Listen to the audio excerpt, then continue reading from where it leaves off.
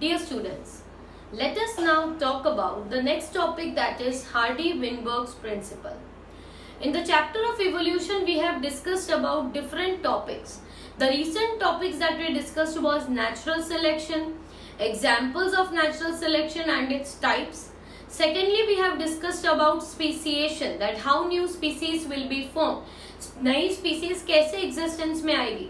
Either it will be allopatric speciation or it will be sympatric speciation. Then after discussing about the speciation, the last topic that we discussed was biological evolution, which was explained by Darwin. Now we are moving on to the next topic, which is known as Hardy-Weinberg's principle. So Hardy-Weinberg's principle can be asked separately as a 3 or 4 mark question, and this is very important to understand that what does Hardy and Weinberg's principle suggest. So first we will mention that Hardy was an English mathematician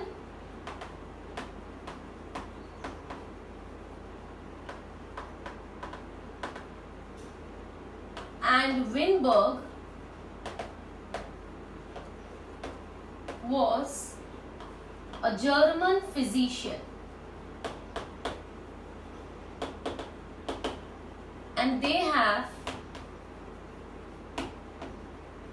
independently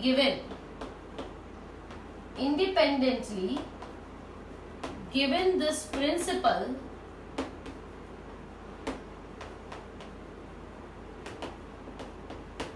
in 1908. Hardy-Weinberg principle जो है, this principle was given by 2 researchers, Hardy and Weinberg, and they both independently have came to the same conclusions, and they have given this principle independently in the year 1908. According to this principle, there is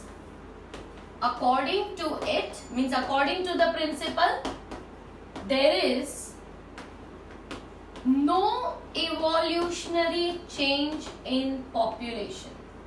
No evolutionary change in population. Hardy Weinberg principle क्या समझाता है कि population जो कोई भी हो उसमें कोई भी इवोल्यूशनरी चेंज होता ही नहीं है. There is nothing like change which is going to happen. Everything is as it is. Though he said that everything is as it is. जब जो भी जीन फ्रीक्वेंसी होती है, मतलब total number of genes in a gene pool are always going to remain constant. There is no addition of genes, there is no deletion of genes, there is no new variation occurring, there is no new mutation that is occurring.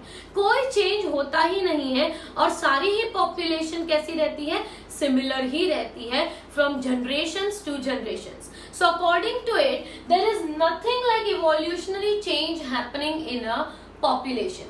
Okay. The mutations are responsible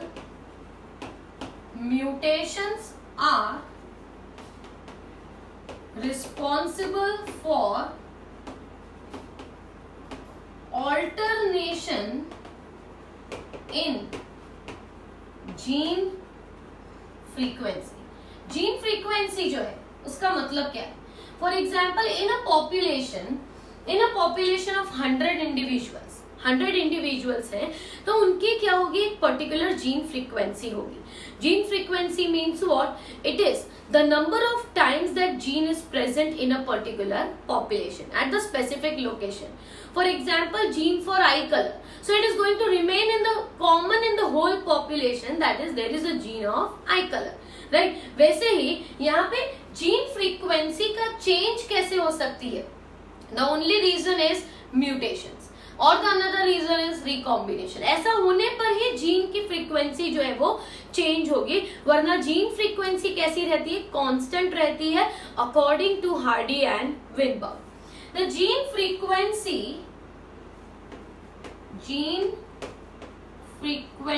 means the frequency with which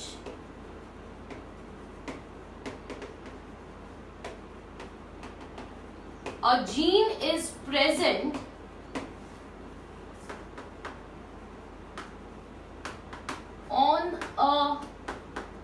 particular locus in a population.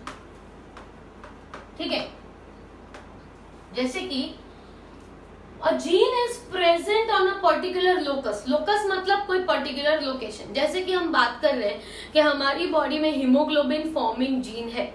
The hemoglobin forming जो gene है that will be located on a specific location only and that is going to remain common in all the individuals, right? That is not going to change. वो change कब हो सकता है? जब उसमें कोई म्यूटेशन आए तो ही वो चेंज होगा, और म्यूटेशन आने के चांसेस कितने हैं? बहुत ही कम. Are you understanding what I am trying to say is gene frequency is the frequency with which a gene is present on a locus in a given population. एक पॉपुलेशन है 100 individuals की, सब में हीमोग्लोबिन का gene है, तो क्या सब में वो हीमोग्लोबिन का जीन अलग अलग लोकेशन पे? तो होगा नहीं. Everyone will be having the location of the gene responsible for hemoglobin at the same position. So it is going to remain constant in a population. However, it is going to change if there is some mutation. तो gene frequency change होने का reason क्या है? The reason is what? Mutations are responsible for change in gene frequency. But according to Hardy and Weinberg, gene frequencies remain constant and they do not change. According to them, gene frequency remains constant and stable for generations to generations. मतलब कितनी भी generations हो जाए, according to Hardy and Weinberg, if some conditions persist, अगर कोई ऐसी condition persist करे तो जीन फ्रीक्वेंसी कैसी रहेगी? कांस्टेंट ही रहेगी. पर उसने ऐसा कहा था कि gene frequency remains constant only under certain conditions. Hardy and Weinberg ये कह रहे थे कि जीन फ्रीक्वेंसी चेंज नहीं होती, पर वो नहीं कब होती?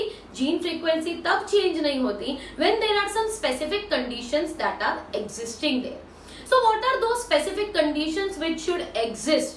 Okay, उसके पहले मैं लिख देती हूँ कि ये जो है gene frequency remains constant from generation to generation, इसे कहा जाता है genetic equilibrium.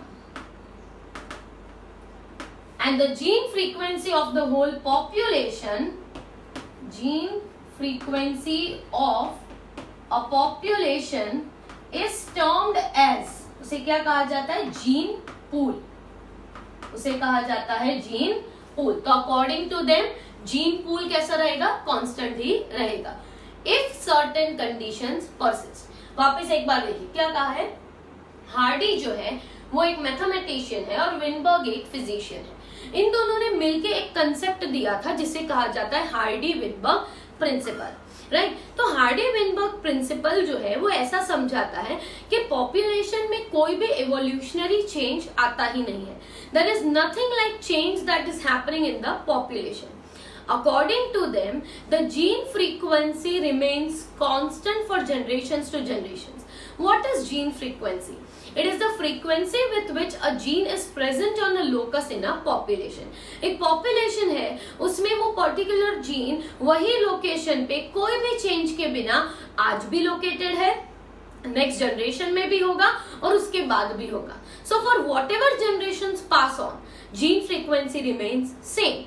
But the gene frequency is going to remain same only under certain conditions. Only under certain conditions. And this constant gene frequency is known as what? It is known as genetic equilibrium. जब gene frequency change नहीं होती और वो constant ही रहती है तो उसे क्या कहा जाता है? genetic equilibrium कहा जाता है. और gene frequency of the whole population, or you can say total number of genes in a population is called what? Gene pool. Total number of genes of a whole population is referred as gene pool. And according to him, gene pool remains constant.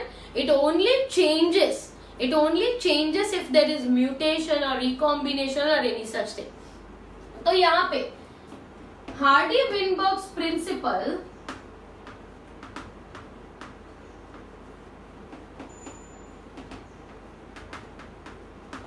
is applied only when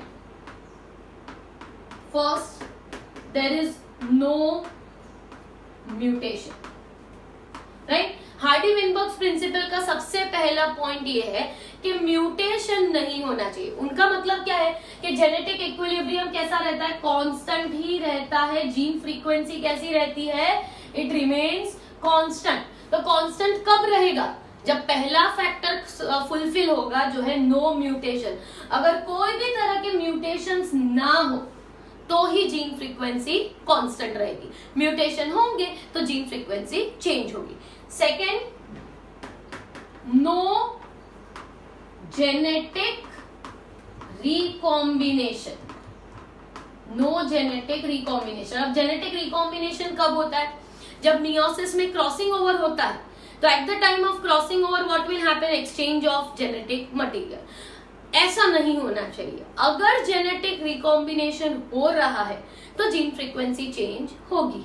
तो वो तो वैसे भी होने ही वाला है, because gamete form होते हैं तब रिकॉम्बिनेशन इनएविटेबल है, right. So actually Hardy Weinberg's principle nature में एग्जिस्ट करता ही नहीं है, क्योंकि ऐसा पॉसिबल ही नहीं है कि कोई भी जेनेटिक रिकॉम्बिनेशन ना हो, राइट। पर अकॉर्डिंग टू हिम इक्विलिब्रियम कब मेंटेन रहेगा, जब कोई जेनेटिक रिकॉम्बिनेशन नहीं होगा। तो थर्ड, नो जीन फ्लो और जीन माइग्रेशन। जीन फ्लो और जीन माइग्रेशन मतलब क्या, कि फॉर एग्जांपल एडिशन और deletion of certain jeans in a population. For example यहां से 5 लोग 100 के पॉपुलेशन में 5 लोग या 10 लोग कहीं और चले गए, so definitely gene frequency is going to decrease, क्योंकि पहले वो स्टेबल था। अब क्या हुआ, about 10 individuals moved away to some other place, so gene frequency is definitely going to change. But according to Hardy Weinberg's principle, genetic equilibrium will be maintained only if there is no gene flow. कोई भी genes जो है they should not move. Genes मतलब gene carrying जो individuals है, they should not move from one place to another. Gene flow नहीं होना चाहिए या जीन माइग्रेशन नहीं होना चाहिए, तो ही हार्डी-वेनबर्ग्स प्रिंसिपल पॉसिबल है। Fourth thing, no genetic drift. Genetic drift क्या था, when some of the individuals or accidentally some genes are transported to some other place। मैंने आपको बीटल्स का एग्जांपल इसमें दिया था कि मान लो यहाँ पे 6 जो है वो ग्रीन बीटल्स हैं और 4 जो है वो रेड बीटल्स हैं। एक्सीडेंटली किसी इंडिविजुअल का पैर गिरता है और वो 4 रेड जो बीटल्स है they move away to some other place by sticking to the shoes of that person। So what will happen, this population will now, instead of having 10 genes, it will have only 6, and 4 of them are incidentally they are being or accidentally they are being transported to some other place। This small event is called genetic drift। अब वो जो 4 जहां पे कहीं और shift हो गए, there they will be the founders of a new population। इसलिए इसे कहा जाता है फाउंडर्स इफेक्ट। आप समझ रहे हो, एक पॉपुलेशन है, I am just drawing it for your understanding. उसमें 1 2 3 4 5 6 जो है वो ग्रीन बीटल्स हैं, 7 ग्रीन बीटल्स हैं और 3 जो है वो रेड बीटल्स हैं। इंसिडेंटली ऐसा होता है कि कोई इंडिविजुअल का पैर यहाँ पे बीटल्स पे, ये रेड बीटल्स जो है वहां पे गिर जाता है and they shift it to some other place. कहीं और दूसरी जगह पे उसे शिफ्ट करके ले आया। अब शिफ्ट करके जब वो दूसरी जगह पे ले आया तो दूसरी जगह पे ये 3 जो है वो क्या है, they are the founders at that new place. क्योंकि पहले उनकी कोई पॉपुलेशन वहां पे एग्जिस्ट नहीं करती थी पर अब एग्जिस्ट कर रही है, इसीलिए उसे क्या कहा जाएगा, founders of a new place. So they are called founders effect, right. तो ऐसा भी नहीं होना चाहिए। अगर इक्विलिब्रियम मेंटेन करना है तो there should be no change, there should be no genetic drift। If genetic drift will occur, obviously gene frequency will change, okay। And fifth, no natural selection।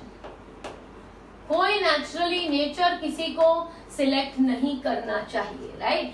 तो हार्डी विनबर्ग प्रिंसिपल ये कह रहा है कि gene frequency जो होती है वो हमेशा कैसी रहती है, कांस्टेंट रहती है। कैसी रहती है, स्टेबल रहती है, not only for one generation but for generation.